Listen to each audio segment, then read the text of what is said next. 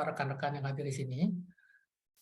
Saya mewakili Pak Wawan yang sedang kurang sehat kondisinya untuk menyambut malam ini. Dari beliau saya menyampaikan salam kenal dan salam hormat untuk Dr. Yu yang telah berkenan berbagi ilmu dengan menjadi narasumber acara ini. Juga terima kasih untuk Mas Damar yang sudah bersedia menjadi moderator menemani Dr. Yu untuk online di malam ini. Oke, saya persilakan Mas Damar untuk memulai. Ya, selamat malam semuanya. Selamat malam Dr. Yu, selamat malam Pak Indra dan teman-teman peserta webinar malam ini. Malam ini agak berbeda. Kalau biasanya Teknovasi narasumbernya itu teman-teman dari teknologi, ya malam ini dari dokter bidang kesehatan yang spesifiknya mendalami neurogenetika, dan malam ini nanti kita akan membahas tentang GPT dari sudut pandang neuroscience. Nah, kalau kita melihat merujuk ke belakang sekitar tahun 60-an, itu dimulainya dengan para dokter menilai bahwa jangan-jangan otak manusia ini kerjanya seperti komputer, dan ternyata benar. Sampai pada sekarang ini malah sebaliknya, otak manusia itu bekerja didrive oleh algoritma-algoritma yang telah dibuat oleh manusia itu sendiri yang sudah dijalankan. Nah, dalam beberapa kali masa kehidupan manusia ini, kita sudah melewati beberapa kali revolusi. Nah, apakah dengan adanya ChatGPT ini juga akan merevolusi kehidupan kita sebagai Homo sapien ini? Tidak berpanjang lebar, mari kita persilahkan Dr. Yu. Monggo, Dok. Selamat malam ya di sana. Di sini masih siang. Selamat malam semuanya. Ya, salam sehat, salam sejahtera, salam bahagia. Kalau kita berbicara mengenai chat GPT itu ya, nah kita ngomong masalah yang namanya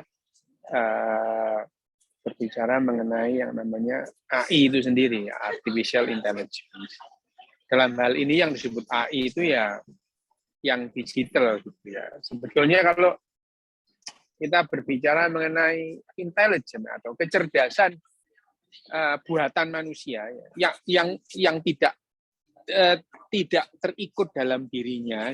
Kalau kita berbicara intelligence atau kecerdasan buatan manusia, bukan AI yang kita sebut-sebut selama ini, yang AI itu ya digital, gitu ya, digital, teknologi digital. Tapi yang namanya AI itu, sebelumnya saya mohon maaf ya, ini saya berhenti di tempat umum gitu ya, rame gitu. Karena kalau di tempat yang tadi itu nanti banyak yang gangguin gitu. Saya sembunyi jauh gitu supaya nggak banyak yang ganggu. Di sini ya agak rame aja itu karena ini di dekat dengan stasiun. Oke, yang namanya kecerdasan, kalau kita bilang kecerdasan buatan itu, yang kecerdasan buatan manusia yang bukan AI yang kita pahami sekarang ini, kecerdasan buatan banyak. Ini kecerdasan buatan ya. Ini kacamata ini kecerdasan buatan kita itu. Dengan begini saya bisa membaca gitu ya. Bisa melihat dekat, bisa melihat jauh. Jadi ya sebetulnya yang disebut kecerdasan buatan manusia itu adalah bagaimana manusia itu mengakali ya, mengakali batas-batas biologisnya itu. Batas-batas biologisnya itu udah lama itu. Membuat kecerdasan-kecerdasan yang membantu kita, membantu manusia itu, dalam melampaui batasan-batasan biologisnya. Saya pakai jaket ini jaket ini adalah untuk melampaui batasan-batasan biologi saya gitu. Kenapa? Nggak ada lah, meskipun orang Eropa ini dulu pun suruh lepas jaket ini kedinginan, nggak bisa dia gitu. Ya, jadi kita memakai memakai baju, terus memakai sepeda, memakai sepatu itu ya itu. Memakai sepatu. Loh, alas kaki itu pernah memperpanjang hidup manusia gitu ya. Kalau sekarang ada orang yang sok-sokan nggak pakai alas kaki, kamu itu loh ya, ini coba belajar lagi. Kita itu dulu kera-kera itu nggak pakai sandal, itu mereka hidupnya bisa lebih pendek. Kenapa? Mereka jalan di hutan kena duri, kena pecahan kayu, infeksi mati gitu ya itu. Jadi yang namanya sandal, sepatu itu adalah bagian kecerdasan buatan kita untuk melampaui batasan-batasan fisik kita. Bagaimana mungkin kita lari di onak duri terus pecahan batu, pecahan serpihan kayu gitu. Nah, jadi alas kaki itu melindungi kita dalam waktu ribuan tahun. Sekarang ada loh orang yang gerakan nggak pakai sandal gitu ya. Iya jalannya di aspal ya, jalannya di kerikil. Coba jalan di hutan sana gitu ya. Itu adalah bagaimana kita mengakali atau menyiasati batasan-batasan biologis tubuh kita gitu. Kita nggak bisa lari gitu, naik kuda gitu ya, membuat sepeda. Ini adalah sebetulnya adalah kecerdasan buatan, hanya saja sekarang yang kita sebut kecerdasan artificial intelligence atau kecerdasan artifisial ini yang berhubungan dengan dunia digital gitu ya.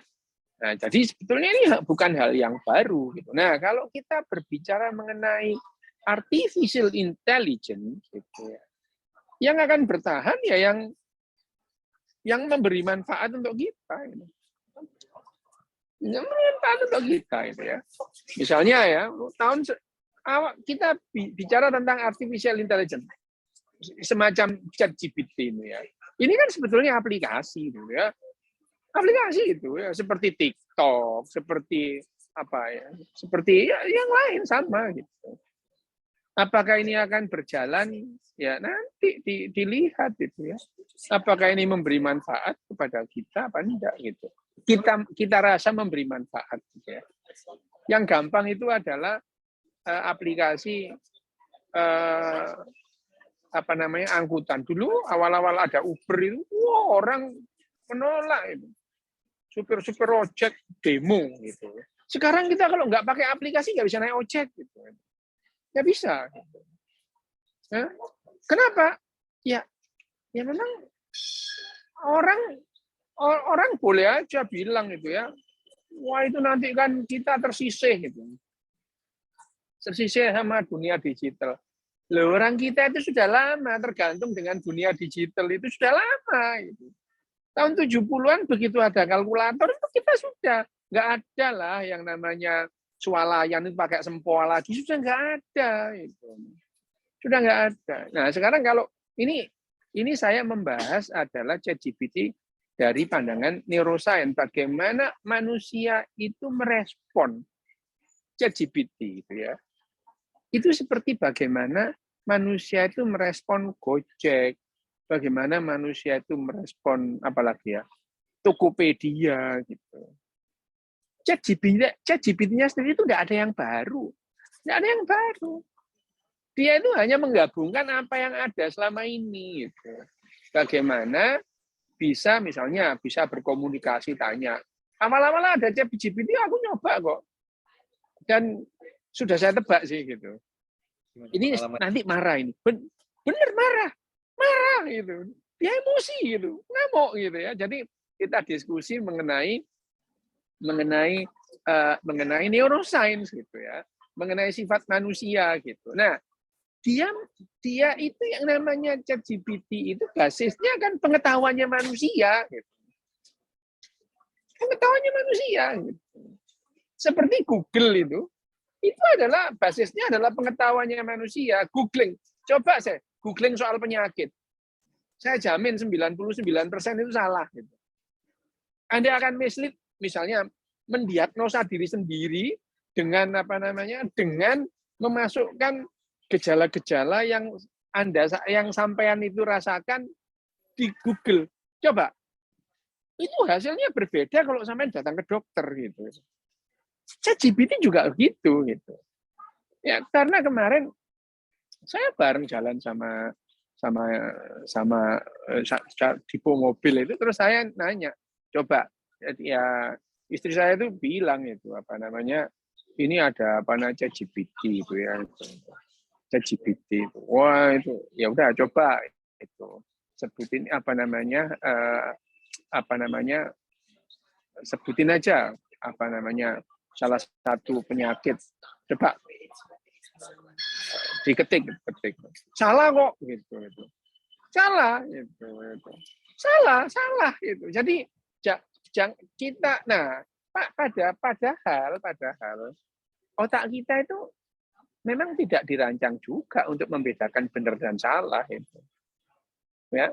Otak kita itu dirancang untuk merasa puas itu, mencari kepuasan itu. Mencari kepuasan. Asalkan jawaban itu memenuhi selera kita anggap benar gitu. Nah coba, ayo, pernah enggak begitu dikasih tahu ini bapakmu loh? Serius ini bapakku? Kan enggak pernah gitu. Kalau kita mempertanyakan salah dan benernya itu bapak kita cari bener enggak itu bapaknya. Ayo kita tes DNA macam-macam. Itu adalah bagaimana kalau kita itu melihat benar dan salah. Tapi otak kita tidak dirancang untuk melihat benar dan mencari benar dan salah.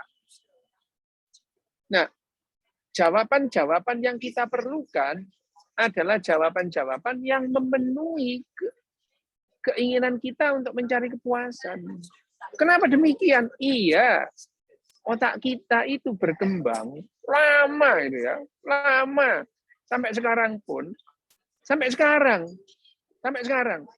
itu kalau ada jawaban yang dianggap jawaban benar itu adalah jawaban orang yang mempunyai otoritas. Jawabannya nggak penting, asalkan orang itu punya otoritas, kita anggap benar. Gitu. Kita anggap sebagai jawaban yang memuaskan dan kita anggap benar.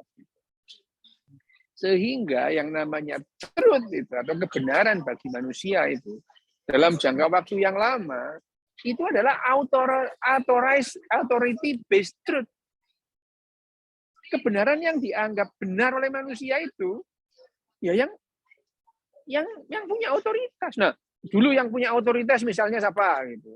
Kepala suku ya, dukun, pemimpin spiritual. Mereka jawab apapun dianggap iya, memuaskan gitu. Jadi truth-nya itu sampai sekarang juga gitu. Makanya itu saya itu enggak heran kalau ada pasien datang itu saya dikuliahi mengenai penyakitnya karena dia googling 4 jam.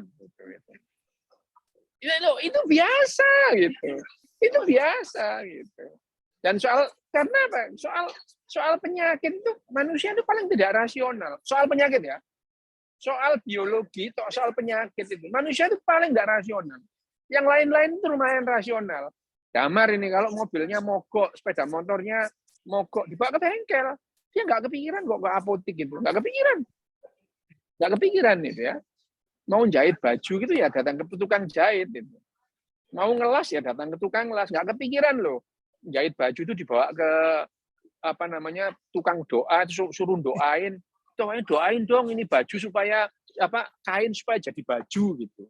Atau sepeda motor bocor langsung cari tukang tambal ban, itu udah bener gitu. Nggak kepikiran dibawa ke pendeta disuruh doain gitu.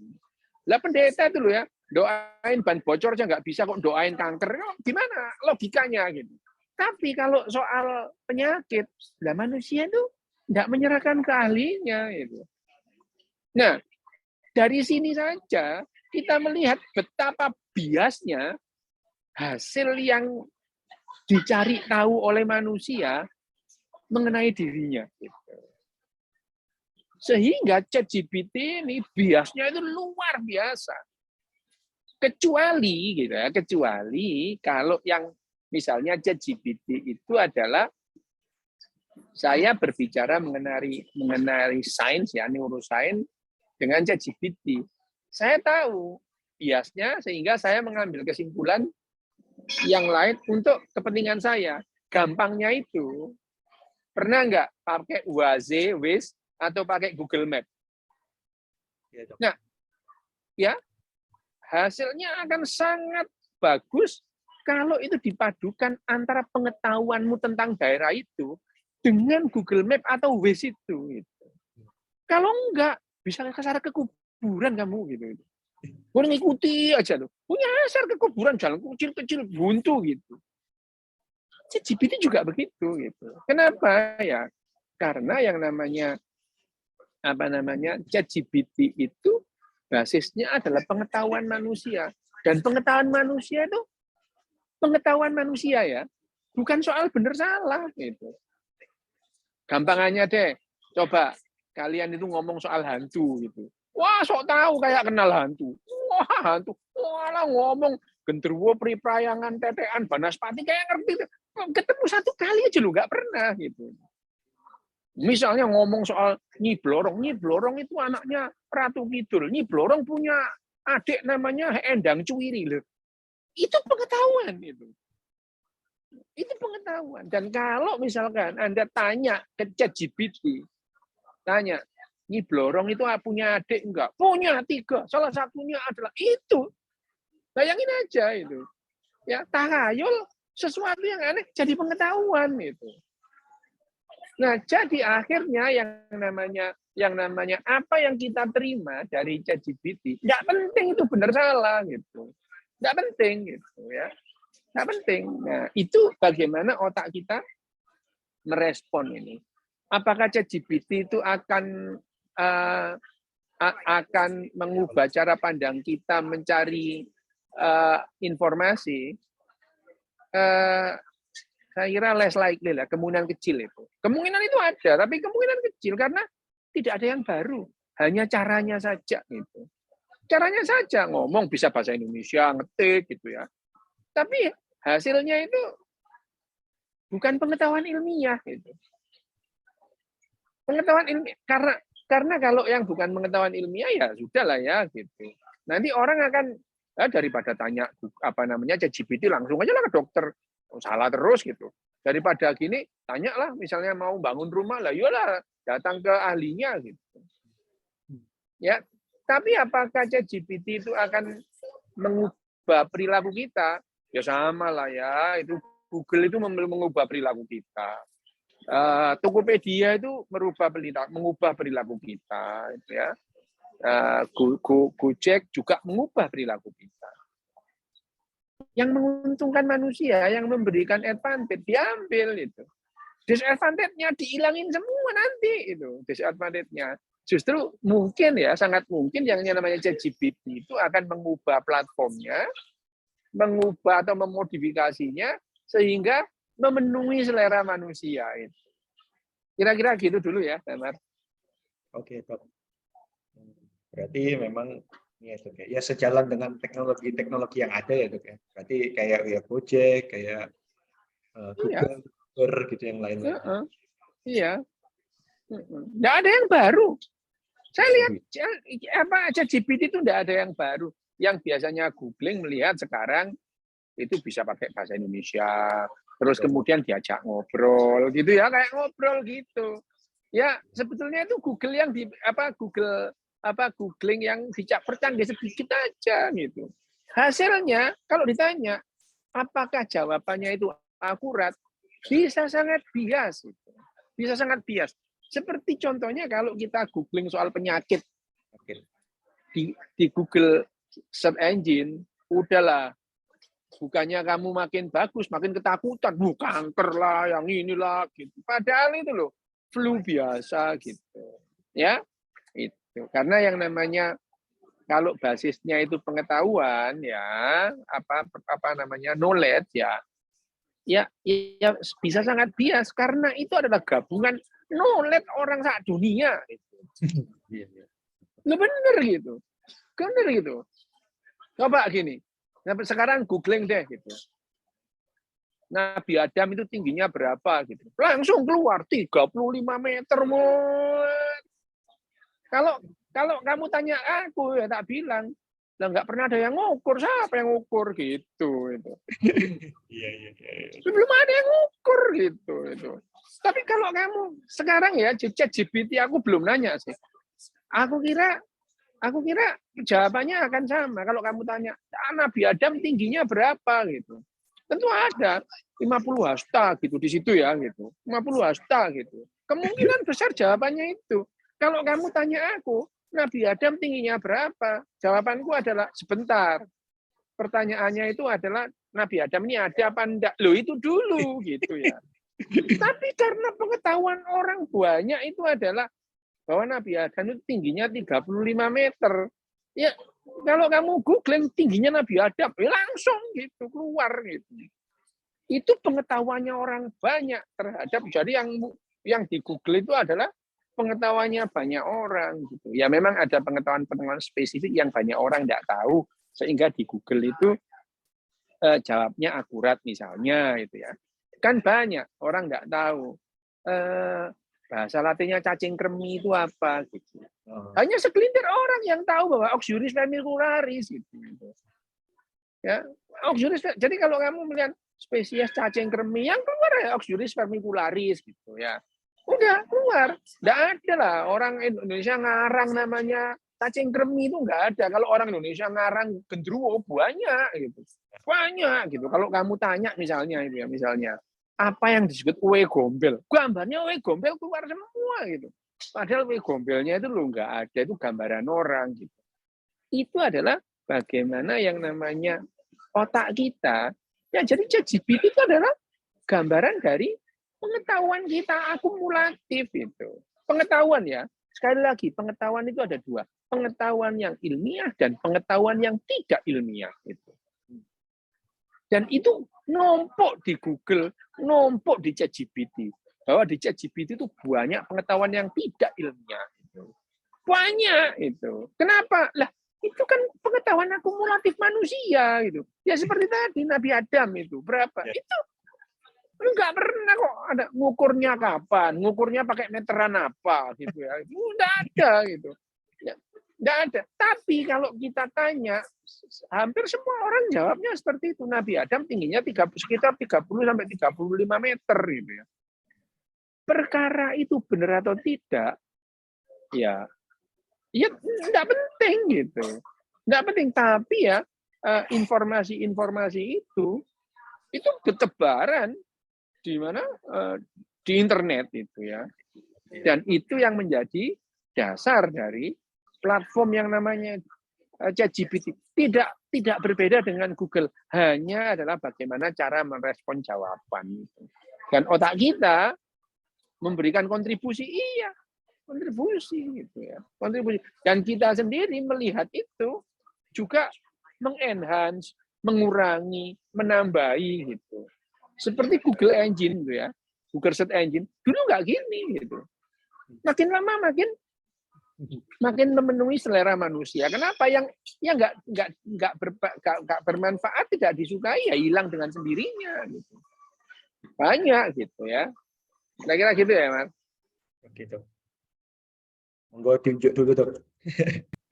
Yo, iki anu iki. Nang wis bengi to, berarti soal mangan. Aku kan mau makan, Dok. Itu juga itu, Dok, kayak tadi yang kalau tanya soal penyakit itu, ya Google dengan ChatGPT itu memang nggak ubahnya ya. Sekarang kan juga ada teknologi namanya telemedicine. Itu juga kadang itu, wah itu ya biar kita berkomunikasi dengan dokter. Namun karena yang bersangkutan itu tidak melihat pemeriksaan objektif, Dok, kadang yo obatnya gitu. Iya. Itu bagaimana, ya, betul. Dok? Kedokteran itu.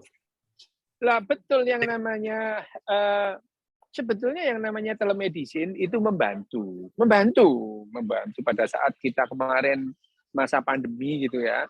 Itu yang namanya telemedicine itu sangat membantu pada nggak kontak gitu. Hanya saja tetap yang namanya diagnosa itu ya tidak bisa tanpa pemeriksaan gitu ya. Hanya saja sekarang pemeriksaan fisik, demok badan itu sebenarnya kalah jauh dengan pemeriksaan tambahan seperti MRI, CT scan itu ya itu. Misalkan dulu ya tahun 80 orang itu melihat orang itu sakit jantung atau tidak ya. Ya pakai stetoskop itu. Ya belum ada. Tahun segitu itu yang namanya ECG atau EKG, elektrokardiografi itu hanya di rumah sakit besar, rumah sakit kecil, puskesmas nggak ada EKG gitu. Nggak ada itu tahun 70, tahun 80-an aja belum. Baru sekarang Hampir semua klinik ada ECG-nya, EKG itu, untuk melihat apa namanya, melihat jantungnya gitu. Tanpa EKG, ECG itu, dokter jantung juga bingung gitu ya, mendengarkan gitu. Nah sekarang kalau yang namanya telemedicine gitu ya, telemedicine itu kalau misalnya tidak memerlukan pemeriksaan tambahan, itu sangat membantu. Misalnya saya ini batuk pilek gitu ya, saya ini batuk pilek sudah 4 hari gitu. Panas enggak badannya? Iya panas gitu. Pusing enggak? Iya pusing gitu. Terus kemudian, dan itu kalau dokternya itu memberikan obat, ya enggak salah juga gitu. Enggak salah. Telemedicine itu ya, enggak salah itu. Hanya saja ya terus kemudian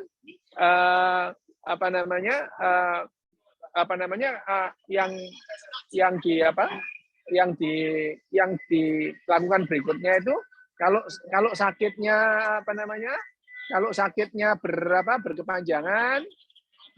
berkepanjangan, ya coba itu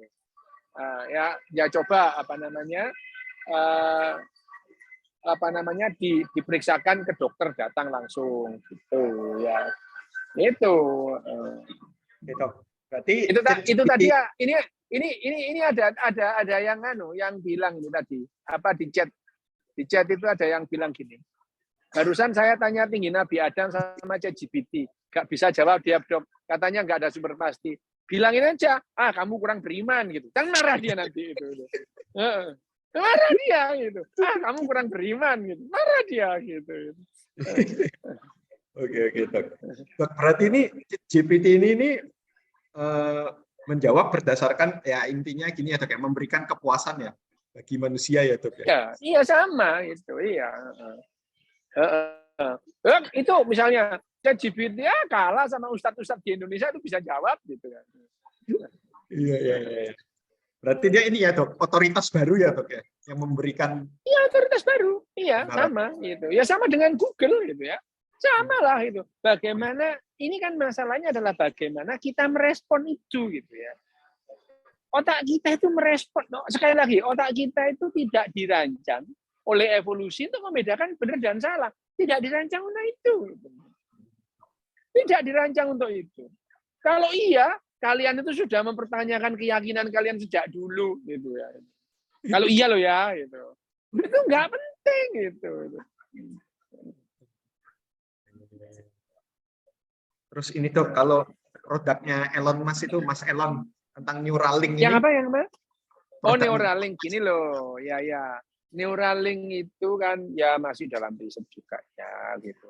Neuralink itu maksudnya Neuralink itu ditujukan adalah kasarnya itu bisa memetakan lebih tepat apa yang terjadi di otak kita ya, bisa memetakan. Jadi artinya kita itu bisa merekam apa yang sesungguhnya terjadi di otak ya, merekam. Dan tentunya kalau memungkinkan adalah memanipulasi sehingga kerja otak yang tidak selera dengan kita bisa dimanipulasi. Gampangnya gimana? Ini misalnya Alzheimer itu kan karena istilahnya perbedaan cara kerja otak ya gitu. Muncul Alzheimer. Nah, kalau kita itu bisa memetakan semua algoritma di otak itu, dan kemudian kita bisa memanipulasi salah satu algoritmanya supaya Alzheimer-nya itu nggak muncul. Nah, itu tujuannya. Nah, yang lain halnya lagi apa? Dengan Neuralink itu memungkinkan dua otak itu online. Dua otakmu dan otakku itu bisa online. Bisa jadi satu. Gitu. Memungkinkan apa? Dalam hal ini memungkinkan misalnya dalam waktu 50 nanodetik ya, apa yang kamu ketahui dan pengalamanmu itu nular ke aku tahu semua itu. Dan pengetahuanku, aku baca sekian ribu buku itu kamu nggak usah baca ya nular gitu. Itu. Jadi kalau kita itu online jebret gitu ya, otomatis ya kecerdasan kita itu naik 2 pangkat 2 gitu. Kalau 3 orang lagi kita jadi 2 pangkat 3, 4 orang 2 pangkat 4 gitu. Eksponensial ya, Dok ya. Ya. Iya, lah implikasinya apa? Implikasinya kita nggak punya yang namanya privasi. Lah pengalamanku aku tahu semua gitu. Pengalamanku aku tahu semua. Kamu ngapain aja itu aku tahu gitu. Oh, iya, iya. Ya, itu. Jadi ya itu. Nah itu kalau mengenai apakah ini bermanfaat bagi manusia apa enggak, ya kita lihat aja nanti. Tapi dasar-dasar yang bisa digunakan misalnya ya teknologi teknologi Neuralink itu tujuannya digunakan untuk memperbaiki penyakit atau terapi penyakit yang didasarkan oleh gangguan pada otak, itu merupakan jawaban atau harapan yang menggembirakan gitu ya, karena kita paham sih sekarang bahwa otak kita itu kerja ya mengikuti algoritma gitu. Banyak sudah algoritma yang kita pahami, algoritma emosi kita pahami. Sebetulnya yang namanya algoritma bagaimana terjadinya Parkinson atau yang terjadinya Alzheimer itu kita sudah tahu gitu. Hanya untuk memanipulasi ke situ kita belum punya teknologinya. Nah, Neuralink itu adalah harapan yang paling dekat dengan kita untuk mengatasi itu. Gitu. Ya, jadi tapi itu masih dalam riset karena kita tidak bisa menggunakan pada manusia sebelum kita mencoba kepada binatang. Gitu. Tapi kalau binatang, misalnya binatang babi gitu ya, babi bisa ngomong-ngomong sama babi lain loh, gitu. Itu ya, itu. Iya, bisa ngomong kan itu dengan Neuralink gitu. Dan babi itu bisa kita perintah itu. Bisa diperintah itu dengan memasukkan perintah kayak ya jadi robot ya bisa gitu. Iya, ya. Nah itu adalah implikasi-implikasi yang harus kita terima kalau kita itu menerima teknologi itu. Tapi ya bagaimana juga itu ya. Kalau teknologi itu berkembang itu manusia itu cenderung kalau menguntungkan manusia itu diterima, pasti diterima. Tahun 2000-an, tahun 2005 masih banyak orang yang tidak mau pegang handphone itu loh, banyak itu. Wah, ada profesor berdasar itu nggak mau bawa handphone tahun 2004, nggak mau itu. Ada, nggak mau gitu. Lah sekarang kalau kamu nggak bawa handphone, naik ojek aja nggak bisa kamu gitu. Naik ojek itu lo nggak bisa gitu ya. Mau beli jadi kalau sekarang orang nggak mau online itu dia bukan merupakan bagian dari kehidupan. Bukan bagian dari kehidupan. Dia hidup tapi bukan bagian dari kehidupan. Nah nanti juga gitu misalnya kalau Neuralink itu sudah digunakan dan ya kamu sebenarnya nggak perlu tubuhmu sih, Mar itu. Nggak perlu tubuhmu gitu. Tubuh hilang. Nggak perlu tuh. Nggak perlu tuh. Misalnya gini, kita ini bareng ya online gitu. Apa yang ada dalam otakmu sekarang itu ada dalam otakku gitu ya, cereng gitu. Tubuhmu itu hilang kan nggak apa-apa. Orang kamu masih ada di sini gitu. Nggak apa-apa. Betul-betul kita nggak perlu tubuh kita. Gitu. Nah itu adalah bagaimana kita merespon yang namanya AI. Otak kita itu nggak canggih-canggih amat kok itu. Nggak canggih-canggih amat. Nah, AI sekarang makin lama makin bagus. Bisa nggak kemampuan AI itu mendahului istilahnya dalam kecerdasan itu melebihi kemampuan otak kita. Lah sudah itu. Sudah banyak ya, Dok. Sudah. Dalam banyak hal itu sudah. Ayo kamu ngitung. Wah, itulah juara yang ngitung pakai gini-gini, kumpulin lah. Masih kalah cepet sama kalkulatornya tukang tahu gitu. Tidak kalah itu. Wah, mau gini-gini. Oh, ngapain? Oh, gitu. Tetap aja kalah gitu. Kenapa? Yang dilihat itu adalah efektivitas. Gitu. Nggak ada lah yang namanya swalayan itu mempekerjakan juara mental aritmetika. Nggak ada. Mereka mending lebih gampang beli kalkulator. Enak wes itu. Gitu.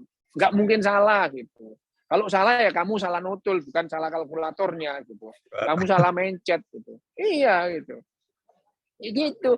Jadi bagaimanapun juga itu manusia memilih, itu yang memberikan keuntungan. Manusia tidak pernah mempekerjakan juara ngitung cepat. Nggak pernah itu. Mereka pakai gaya-gayaan aja. Dikasih piala, habis itu ya pulang gitu. Tidak ada dipekerjakan di pasar swalayan, itu nggak ada. Gitu. Nggak ada lah. Gitu. Itu yang membuat bagaimana sebetulnya manusia itu merespon. Nah, kita seringkali melihat itu beda. Itu. Apa yang kita anggap ideal itu sebetulnya nggak ideal itu. Nggak ideal itu. Gitu ya. Oke. Nah, kalau tadi kan saya tanya Dok, apakah ChatGPT ini akan mengevolusi manusia? Nah, batasan evolusi yang dialami manusia itu dari 5 kali kita evolusi, 6 ya Dok ya, sama yang terakhir ini, evolusi kembar ini, itu di mana ya Dok ya? Batasan antar satu revolusi dengan revolusi yang lain gitu. Gini, yang disebut revolusi ini kan revolusi kognitif ya, yang dibilang revolusi kognitif. Kita sekarang sedang memasuki yang namanya revolusi digital. Itu bahkan revolusi digital, revolusi kognitif digital itu bukan hanya satu revolusi, tapi dua itu. Karena yang namanya satu, yang namanya tadi bioinformasi. Informasi tentang kehidupan, ya. Terus kemudian teknologi informasi ini yang berubah cepat gitu ya. Dan ini yang membuat kita gagap gitu. Gagap kita menghadapi dua hal ini. Misalnya yang namanya bioinformasi itu membuat orang yang tahu tentang kehidupan dengan yang tidak tahu, gapnya itu luar biasa panjang besarnya gitu. Ya. Kalau misalnya ini kita hidup di zamannya Plato, gitu ya. Plato itu orang pinter, Aristoteles itu juga orang pinter. Tapi pengetahuan Aristoteles dan Plato tentang ginjal sama gobloknya dengan orang lain, gitu. Sama gobloknya, gitu. Bahkan Plato itu tidak tahu lah ya, Aristoteles itu tidak tahu ada peredaran darah, itu tidak tahu dia, gitu. Dokter yang paling hebat di zamannya lah ya, itu Hippocrates, Ibnu Sina, itu pengetahuan mereka tentang ginjal itu sama dengan kiai atau ustadz di zamannya, tidak tahu cara kerja ginjal, mereka tidak tahu gitu, tidak tahu. Malah yang namanya Ibnu Sina itu meneruskan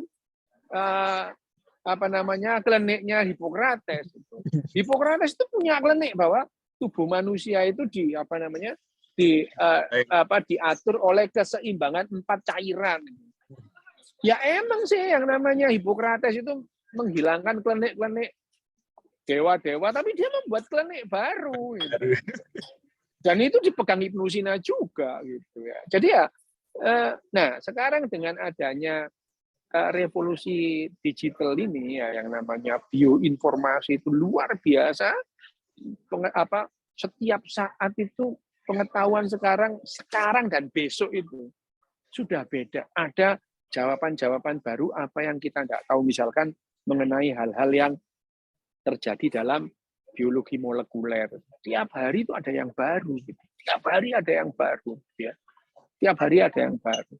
Nah, terus itu adalah tentang bioinformasi. Dan teknologi informasi itu juga melesat pesat itu.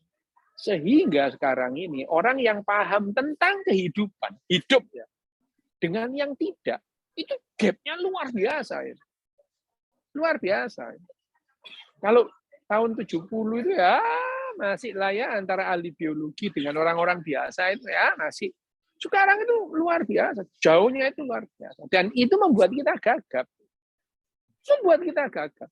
Yang tidak tahu itu merasa tahu, ngawurnya luar biasa. Yang nggak tahu itu merasa tahu. Gitu. Ngawurnya luar biasa. Terus kemudian dia mengambil informasi di dunia maya, mencari yang menenangkan, yang memenuhi selera keyakinannya. Gitu. Jadi, yang namanya di dunia digital sekarang itu pseudoscience itu luar biasa banyak. Pseudoscience itu. Jadi ya keyakinan dicampur sains. Sainsnya itu dicari yang mendukung keyakinannya. Itu namanya pseudoscience gitu. Jadi pengetahuan itu diramesi dewe, dicampur-campur bagaimana mengikuti keyakinannya. Ya Padahal sains sendiri itu nggak peduli dengan keyakinan. Kalau salah ya salah. Gitu. Itu dah. Dan itu yang menyebabkan sekarang itu kita masuk masa revolusi itu. Nah, sehingga kita sekarang nggak tahu apa yang akan terjadi. Nggak usah jauh-jauh 50 tahun. 5 tahun ke depan itu kita nggak tahu. Itu. Ya, nggak tahu apa yang terjadi 5 tahun ke depan. Nggak usah jauh-jauh. Aku nanya, Mar, 3 tahun yang lalu kamu ngira nggak ada yang namanya ChatGPT? Nggak ngira kamu. Gitu. Iya, benar. Nggak ngira. Gitu. Nggak ngira. Jadi, implikasi dari yang namanya revolusi itu, kita nggak bisa mengira-ngira apa yang terjadi. Ya, wah itu. Nah, kalau misalkan sebelum ini ada yang namanya revolusi pengetahuan ilmiah, gitu ya, 100 tahun yang lalu, itu mengubah pola pandang kita. Ya. Adanya ketemunya yang namanya antibiotik, gitu ya. Ada yang namanya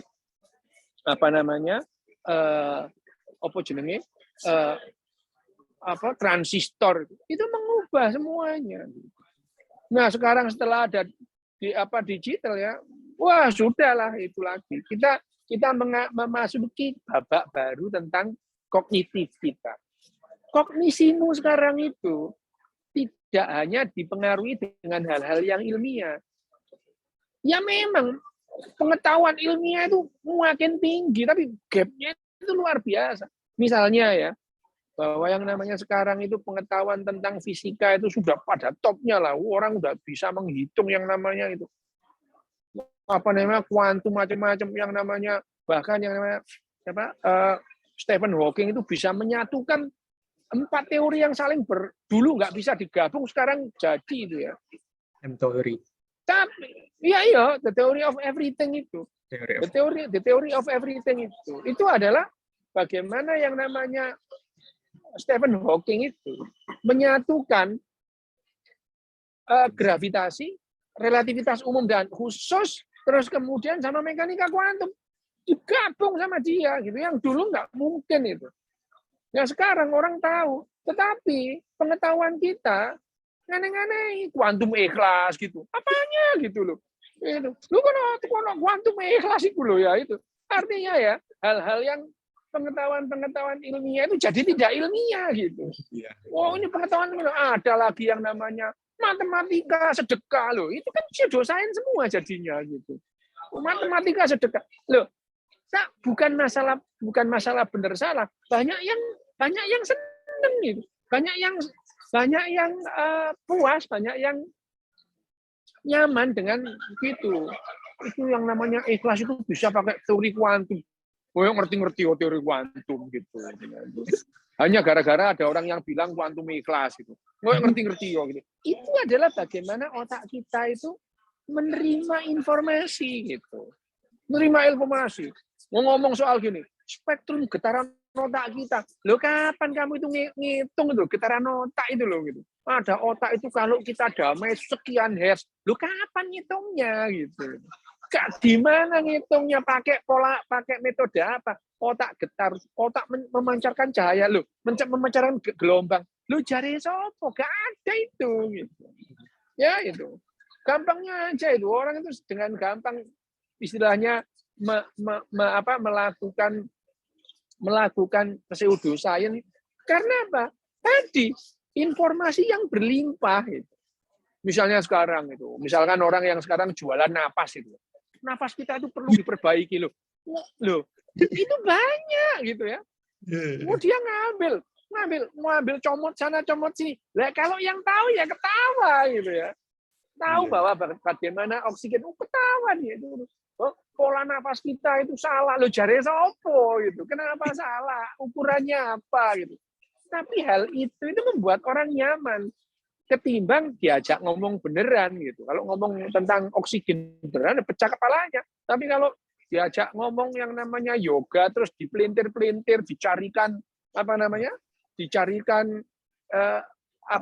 argumentasi comotan sana sini sehingga seolah-olah memenuhi sains. Nah, itu pseudosains dan itu meluas dan itu yang menjadi sekarang itu revolusinya itu di situ juga gitu. Jadi ya ahli napas dengan ahli paru itu kamu bingung gitu. Oke. Ini Berarti mana yang dokter paru dengan ahli napas-napasan itu kamu bingung, lihat ini yang benar yang mana, kamu bingung gitu. Orang itu bingung. Lebih banyak yang ngikuti ahli napas itu karena ahli napas itu sering muncul di YouTube-nya. Mari kita napas, memperbaiki pola napas kita itu. Loh, yang gitu-gitu Pak laku keras, tapi ya enggak apa-apa itu memutar ekonomi kok, enggak apa-apa itu. Berarti ini ya Dok ya, kenyamanan itu hadir di otak kita itu untuk menutupi gap pengetahuan tadi ya Dok ya. Karena nggak tahu, ya kita cari yang nyaman-nyaman. Selalu begitu. Selalu begitu. Jawaban yang diharapkan manusia itu bukan jawaban yang benar, tapi jawaban yang membuat dia nyaman itu. Membuat dia nyaman itu. Yang membuat dia nyaman. Kamu kan nggak pernah menanyakan bapakmu itu benar bapakmu apa enggak? Pernah nggak nanyakan gitu? Dikeplok emakmu, Dok. Lah ya makane, ya itu kayak gitu. Ya, ada kita itu tidak apa namanya kita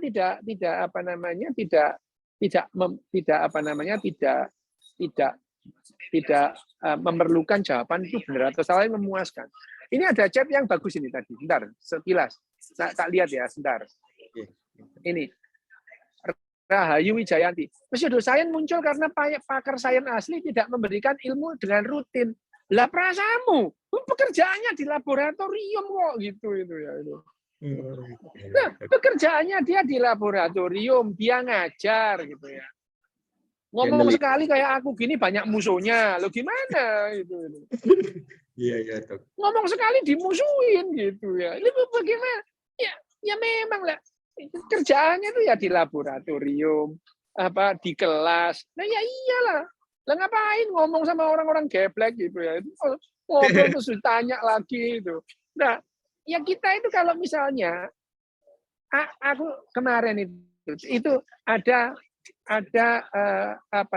YouTube-nya Kowim kalau nggak salah. Kowim itu.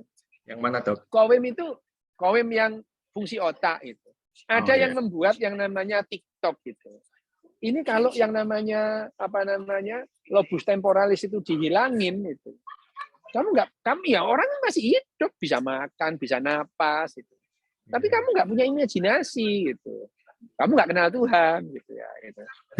Seperti veteran itu. Nah ya, itu ada yang motong itu dan diupload di Twitter.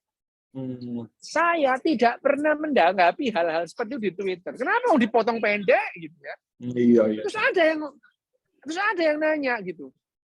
Apakah sudah pernah dibuktikan? Kalau gombal, kamu itu loh gayanya itu sok-sokan. Kalau sesuatu yang tidak sesuai dengan kenyamanannya, dia itu tanya sudah dibuktikan apa enggak? Tapi yang sudah nyaman nggak perlu itu. Itu adalah salah satu. Dan kalau ada orang yang nanya begitu, aku tidak pernah ngikutin itu. Nggak pernah jawab. Mulai di Twitter ngapain? Kecuali kalau di kelas jawab, tak jelaskan, tak jelas-jelasnya. 1 jam, 2 jam ini tak jelasin. Nah, di Twitter gitu ngapain gitu ya itu. Ya, kayak di sini itu ya paling aku ya misu-misu sama kalian itu ya. Itu. Ya nggak apa-apa gitu. Tapi yang saya sampaikan itu adalah bagaimana saya gini, dari sering kali kan aku ngomong ya Mar ya, bahwa yang namanya yang ku sampaikan ini, aku itu tidak terobsesi membuat orang itu jadi lebih pintar itu enggak. Atau aku itu tidak terobsesi orang itu menanggalkan keyakinannya juga enggak. Cuman sering-sering begini itu aku hanya menyampaikan atau memberikan argumentasi-argumentasi yang seringkali kamu nggak punya argumentasi untuk itu. Gitu. Aku nggak kepingin loh, aku nggak punya obsesi kok itu ya. Aku tidak punya obsesi menaikkan IQ orang Indonesia yang 78,4 enggak itu. Enggak itu. Enggak ada itu. Enggak. Kamu jadi 6,68 ya baba urusan-urusanmu gitu ya. Enggak apa-apa. Tapi kalau ada orang yang kepingin IQ anaknya naik, gitu ini loh caranya gitu ya gitu ya.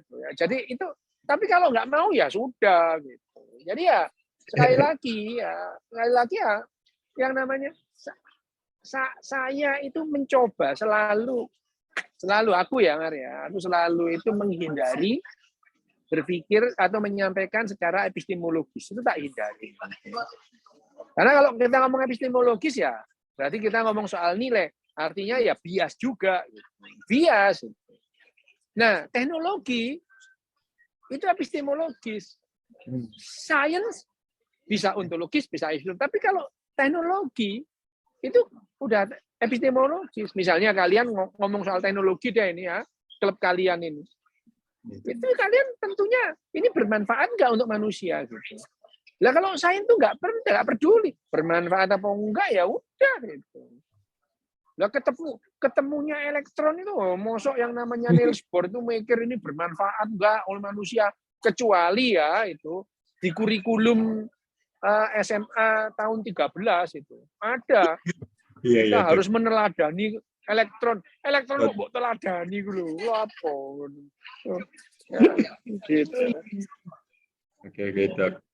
Memang iya sih, Dok, kalau sekali orang memang yang berkeluh mendengarkan Dokter Ryu katanya memang bagus, namun penjelasannya itu videonya itu panjang. Saya bilang, kalau mau pendek lihat sastra aja, Pak, Bu. Nah, ya itu tadi. Nih, coba pertanyaannya ini tadi kan. Pertanyaannya yang tadi itu. Yaitu pseudoscience muncul karena pakar sains asli tidak memberikan. Begitu diberikan nggak terima. Loh ya apa gitu. Dia nggak suka penjelasan yang panjang lebar itu nggak seneng.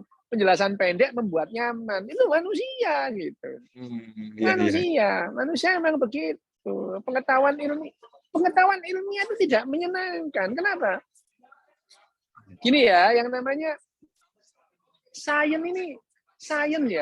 itu tidak terobsesi tentang misalkan dengan keyakinanmu, itu tidak terobsesi. Sains itu mempelajari apa adanya. Lah kalau ada temuan sains yang kemudian menegasikan keyakinanmu, itu collateral damage namanya. Iya. Collateral damage. Itu collateral damage itu. Bukan itu tujuan sains itu ya. Ribuan tahun misalnya kamu yakin 2 tambah 2 sama dengan 5. Lah sains ternyata membuktikan 2 tambah 2 sama dengan 4. Lah ya nggak apa-apa ya. Kayak itu keyakinanmu hancur itu gara-gara collateral damage, bukan tujuan sains itu sendiri ya. Nah, sekarang yang namanya AI, jangan lupa AI itu teknologi. Ya, gitu ya. AI itu teknologi, gitu. Bukan science itself. Gitu. Yang namanya teknologi itu adalah aplikasi dari sains. Aplikasi. Tujuannya apa? Membantu manusia. Gitu. Nah, kalau kita melihat ini, sejauh ini, sekarang sudah terbukti bahwa tidak ada manusia yang mengalahkan keakuratan AI. Nggak ada. Entah itu kalkulator lah, itu nggak ada yang mengalahkan akuratnya itu. Tapi ada handicap yang dimiliki oleh AI. Manusia lebih utama, yang lebih lebih mempunyai advantage adalah emosi. Gitu. Dalam hal ini adalah kesadaran, emosi kesadaran ya, mental itu kesadaran. Sehingga tentang hal-hal yang melibatkan emosi dan kesadaran, AI kalah. Gitu. AI kalah. Tapi keakuratan manusia kalah jauh. Gitu. Kalah jauh. Nah, yang terbaik yang ada sekarang adalah bagaimana AI dan otak manusia itu bekerja sama untuk kepentingan manusia. Yang gampangnya tadi itu loh. Ya, yang gampang tadi. Apa? Yang gampang tadi itu apa? Itu loh, Google Map itu. Google Map ditambah pengetahuanmu. Jadi bagus banget gitu. Dikit-dikit kamu ini ada alternatif enggak? Sedikit kamu ada alternatif enggak gitu. Ya karena misalnya sekarang kamu menggunakan Waze gitu ya, Waze gitu ya. Waze chat gitu. Waze ini. Kamu ikuti itu. Kamu nggak sadar bahwa di situ ada perubahan itu. Tapi kalau diulang lagi, direfresh lagi, ternyata di situ ada macet gitu ya. sebetulnya itu adalah kerjasama antara otak kita dengan AI yang ada. Nah, itu. Nah, sama dengan ChatGPT sekarang. Balik ke ChatGPT. Apakah ChatGPT itu memberikan manfaat? Ya itu dibarengin gitu. Kalau kamu paham bahwa yang dijawab ChatGPT itu enggak benar, ya udah abaikan gitu. Enggak usah baper gitu. Enggak usah baper gitu. Ya. Sebenarnya juga seperti Wikipedia itu ya, Dok ya. Wikipedia Kenapa? itu Wikipedia dulu menggantikan ensiklopedia yang secara fisik. Nah, Wikipedia itu lebih bagus, yaitu dia menyertakan sumber. Jadi kita bisa kasih atau membaca lebih lanjut ya. Sementara ChatGPT ini benar-benar ada sumbernya, Dok. Ini ada lagi pertanyaan. Dok, kenapa banyak ateis dari kawan-kawan yang lebih pintar? Kata siapa? Oh, ateis goblok juga banyak. Banyak itu. Iya. Kata siapa? Ateis goblok itu juga banyak. Enggak lah, itu tidak ada hubungannya. Jadi gini loh ya, keyakinan itu tidak ada hubungannya dengan pengetahuan. Pengetahuan ilmiah itu adalah ateis goblok ya banyak. Ya gitu. Kalau tadi kan Dok semakin memunculkan gap yang lebar antara orang yang tahu dengan yang tidak tahu itu kan gapnya makin lebar. Gap lebar ini untuk dalam era globalisasi dengan kita terhubung manusia 8 miliar ini, apakah merupakan handicap atau bagaimana ya, Dok? Dalam hal apa dulu? Dalam hal ekonomi. Loh, itu banyak orang yang menggunakan itu. Kalau dalam hal orang yang tanpa entropi itu menurunkan entropi. Nah, sekarang gini ya, kalau kita menurunkan entropi, kegoblokan orang Indonesia itu menurunkan entropi orang Korea, tak kasih tahu kamu. Itu. Ya. Benar, ya, benar. itu. Nah, iya loh. Ini ya, kegeblekan orang-orang Indonesia itu menurunkan entropinya orang Korea itu. Kenapa? Karena Korea dan Indonesia itu tidak bekerja sama secara bareng-bareng menurunkan entropi. Dalam artian gini, ayo kita jadi kesatuan, menurunkan entropi 2. Jadi kalau entropi itu bisa diturunkan dalam satu sistem. Misalnya, sistem itu bareng. Kalau misalnya negara-negara Skandinavia, itu sekarang mereka berempat satu sistem. Ayo kita turunkan entropi. Entropinya dibuang keluar. Ya. Nah, sekarang kalau kita berbicara mengenai entropi, kalau ukuran entropi manusia, ukuran entropi manusia, itu entropinya berkurang. Kenapa? Manusia lebih makmur, manusia lebih panjang umur, kita lebih kaya. Itu sudah jelas itu ya. Berarti secara umum entropi itu turun gitu. Tetapi gap yang merasakan entropi dengan gap yang menurunkan entropi luas itu. Bandingkan orang Denmark itu dengan orang bukan itu loh. Tempat pembuangan sampah di Bekasi itu apa namanya? Itu tempat pembuangan air TPA itu. Tempat pembuangan akhir sampah itu. Bayangin aja. Kamu kalau lihat rumahnya orang Denmark, itu kayak gambar. Bagus gitu. Ya itu. Nah, di Bantar Gebang. Bandingkan dengan Bantar Gebang itu. Bayangin aja.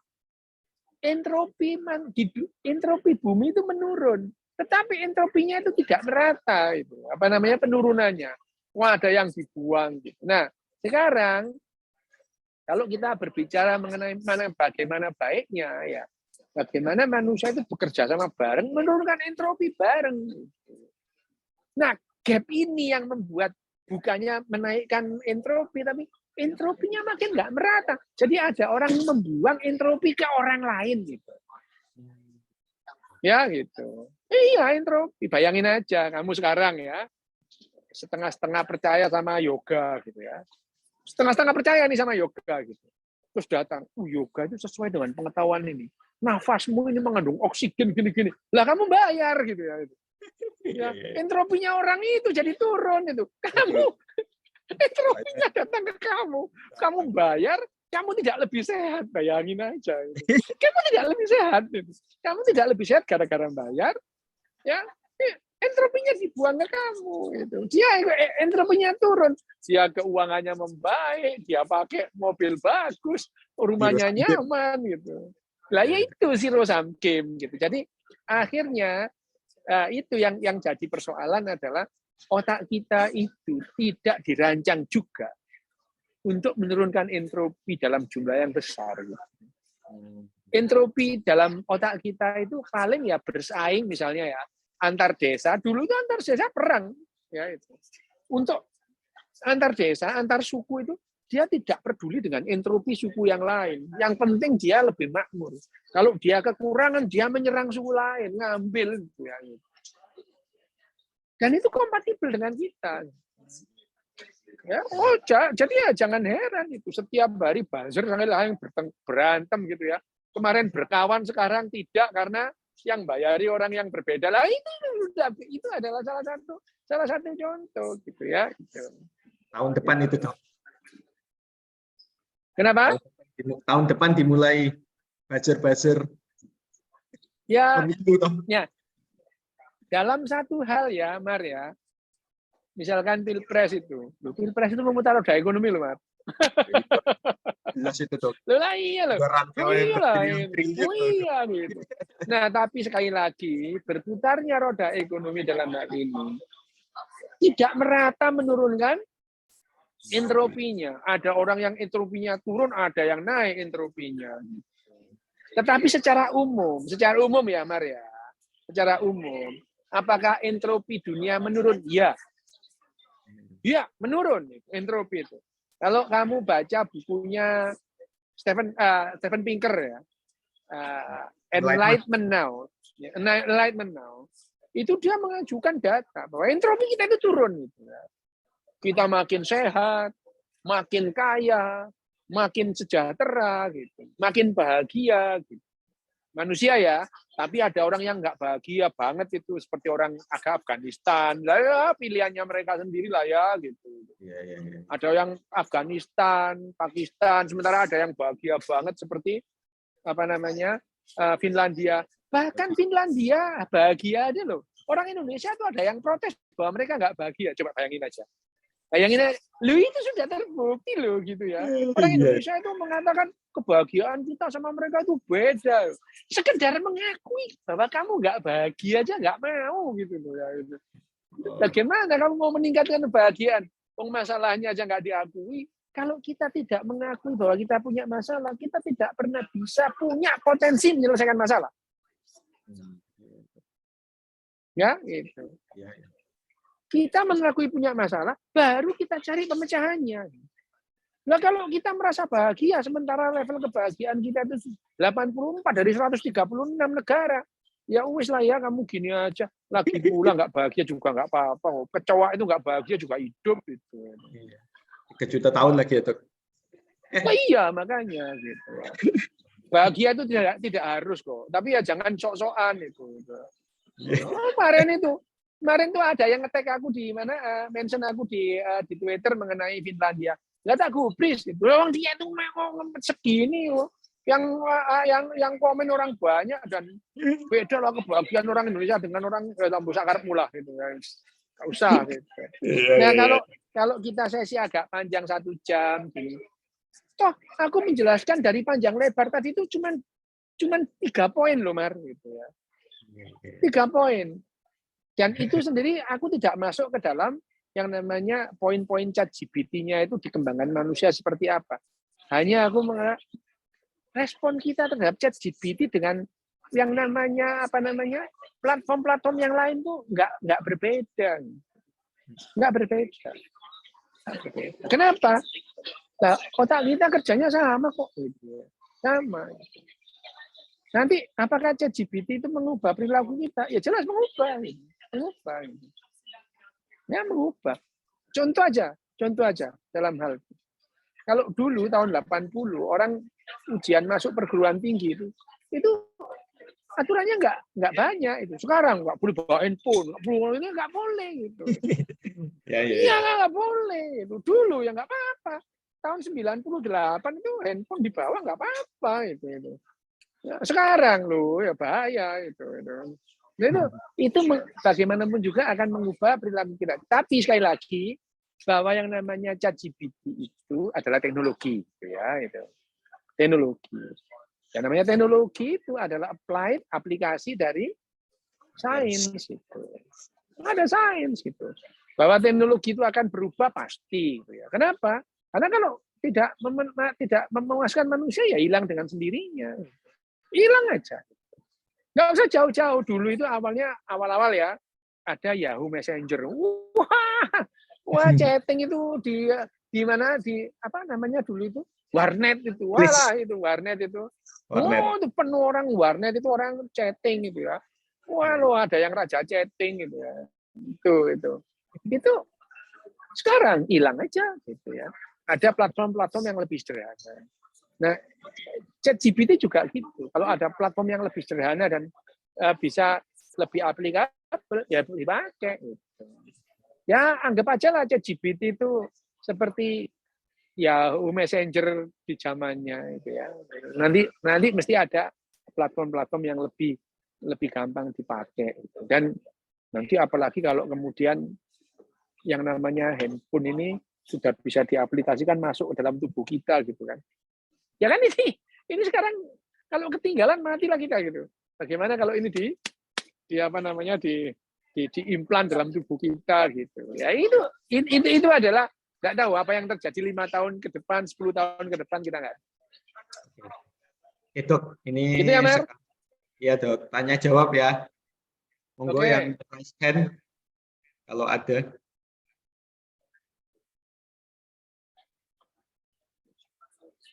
Yang raise hand ada belum ya? Untuk tanya jawab, apakah kita sebaiknya kasih buka mic ya? Gimana Mas Damar? Iya Pak Indra, langsung tanya jawab interaktif aja Pak Indra. Buka mic langsung ya. Oke, Iya, silakan bagi yang mau bertanya langsung buka mic aja. Iya, langsung silakan. Mas Ical. Lu ono Ical. Hari ini yang di kok metu. Diling di ono ke. Transcend itu.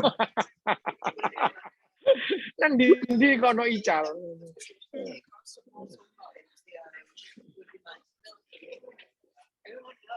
Monggo, ya ada yang mau tanya? Oh iya, Dok, kalau belum ada saya tanya satu aja nih, Dok. Cara naikin IQ itu yang memang nggak Gini. Ya. Kita sih, Dok. Kalau per individu lah minimal gitu, bagaimana itu kira-kira? Kalau kita berbicara tentang IQ, ya sejak kecil itu dilatih berpikir rasional. Yang namanya pengetahuan kognitif IQ itu linier dengan rasionalitas. Gitu. Kalau nggak rasional, ya wes lah ya, itu ya terima aja nggak apa-apa gitu. Itu dilatih berpikir rasional. Misalnya, kamu melakukan sesuatu, itu alasannya itu diberitahukan gitu. Dan alasannya itu jelas diberitahukan. Misalnya, aku pernah posting mengenai 6 aturan dasar, 5 atau 6 berbagai macam negara itu beda-beda. Rule number 1, aturan 1, saya akan mengikuti petunjuk dengan cepat gitu. Ya itu. Tapi kalau ada di tempat yang lain, rule number 1, yang penting yakin, lah repot gitu ya itu. Lah repot itu. Sementara kalau rule 1 itu diberitahu, kalau ada petunjuk ikuti. Karena petunjuk itu ditujukan untuk memperkuat yang namanya bukan petunjuk itu ya yang namanya rambu lalu lintas, petunjuk jalan, lampu merah putih. Tujuannya itu yang namanya swarm intelijen kita itu kuat. Gitu. Itu tujuannya. Gitu.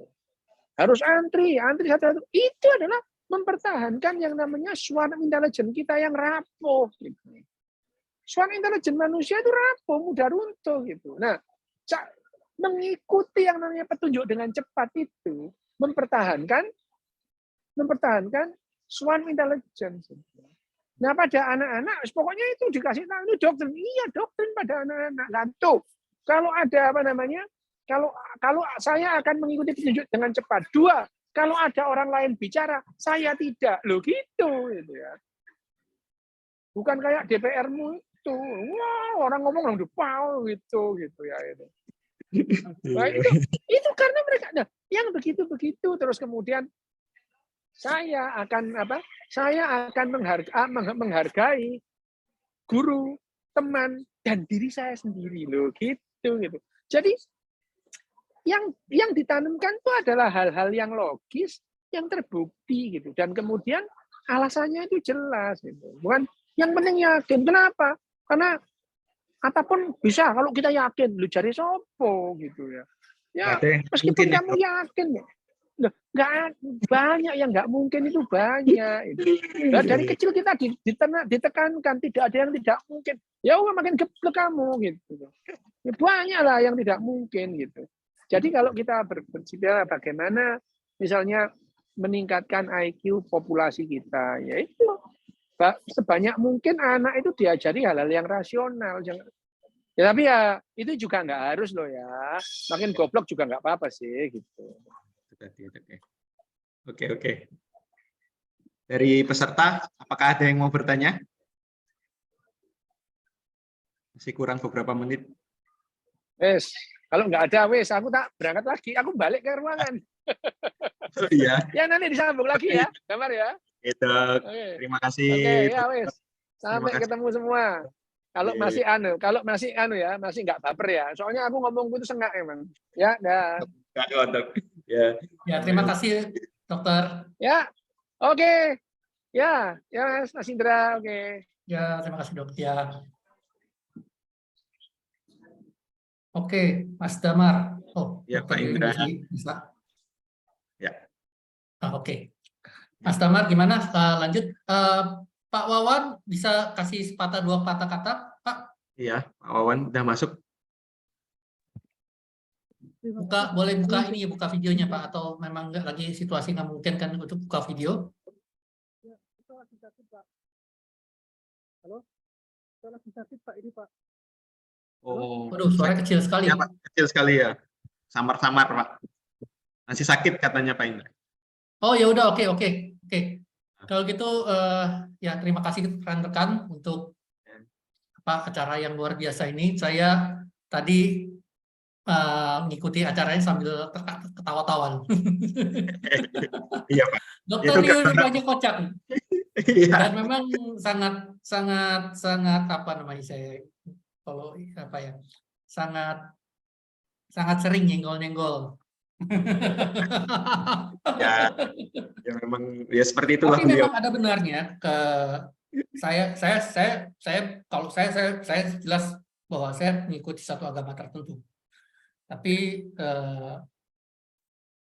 memang saya juga sering lihat bahwa orang yang beragama itu sering keterlaluan. Dianggapnya segala sesuatu bisa selesai dengan doa, lalu Tuhan kerjanya cuma ngurusin itu. Permintaan orang doang. Iya. Baik. Ya. Oke, gitu aja sih. Gimana? Ada Mas Damar ada kata terakhir ini? Kalau dari saya sih cukup Pak Indra. Mungkin minggu depan kita akan adakan lagi atau mungkin 2 minggu lagi. Nanti coba kita koordinasi lagi Pak dengan teman-teman dengan Pak Indra, dengan Pak Wawan atau dengan yang lain. Mudah-mudahan teman-teman masih betah mengikuti acara dari Teknovasi. Menarik. Mungkin kalau lebih topiknya lebih kenceng lagi, lebih ini mungkin lebih menarik lagi. Boleh Nanti Pak kita Indra. ngobrol deh lewat ini, ya. Lewat grup. Oke. Terima kasih rekan-rekan. Terima kasih Pak Indra. Ya. Terima kasih Mas Damar. Saya izin live ya Pak Indra. Ya. Terima kasih. Saya tutup ya. 1, 2, 3.